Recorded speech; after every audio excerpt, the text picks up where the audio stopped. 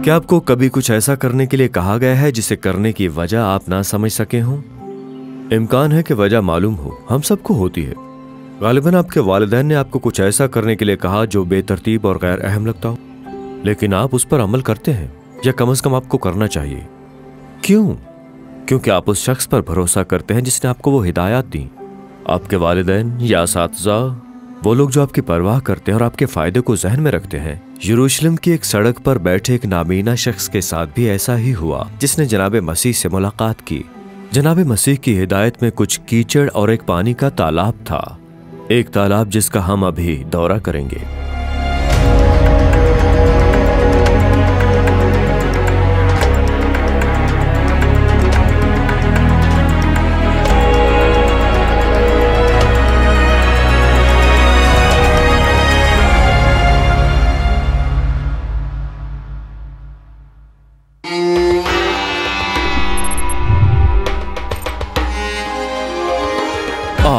यरूशलेम ये एक बड़ा शहर है जहां बहुत से लोग आते जाते हैं। आज सड़कें गधों और भेड़ों की बजाय कारों और बसों से भरी हुई हैं, जैसा कि शायद जनाब मसीह के दौर में नहीं हुआ करता था। बावजूद 2000 बरस कबल यरूशलेम एक मसरूफ मुकाम था, और एक नाबीना शख्स जो पैदाइश से ही नाबीना था, शायद उसे नज़रअंदाज किए जाने और हजारों राहगुजर लोगों के मजाक का निशाना बनने का इल्म था।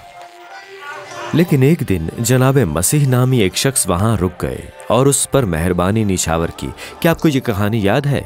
इंजील शरीफ बामुताबिक हजरत यूहन्ना 9वें बाब में जनाब मसीह ने मिट्टी में थूक कर कुछ कीचड़ बनाया और इसे नाबीना शख्स की आंखों पर लगाया। इसके बाद उन्होंने उसे फरमाया कि वो अपनी आंखें एक तालाब में धो ले, जिसे शैलोह का तालाब कहा जाता है। अब ये एक स्विमिंग पूल नहीं था, ये तालाब था जो लोग ताज़ा पानी पीने के लिए इस्तेमाल करते थे, और मजहबी गुस्ल के लिए जो किताब मुक़द्दस से यहूदियों की रवायात थी। आज हम जो गुस्ल करते हैं उससे ये काफ़ी मुख्तलिफ था। इस तालाब को भरने वाला पानी करीब के ज़ेरे ज़मीन चश्मे से आया था, जिसे जेहून नदी कहा जाता है। तालाब शायद कुछ इस तरह लग रहा था। एक तरफ पत्थर के सुतून और सीढ़ियों से सजाया गया था जो पानी में उतरती थी। सन 2004 में जब मजदूर यरूशलेम में ज़ेरे ज़मीन खुदाई कर रहे थे तो उन्होंने एक पत्थर के फुटपाथ का सुराग लगाया, और माहिरीन आसार कदीमा को लाने के बाद उन्होंने पत्थर की सीढ़ियां दरियाफ्त की जो तालाब की तरफ जाती थीं।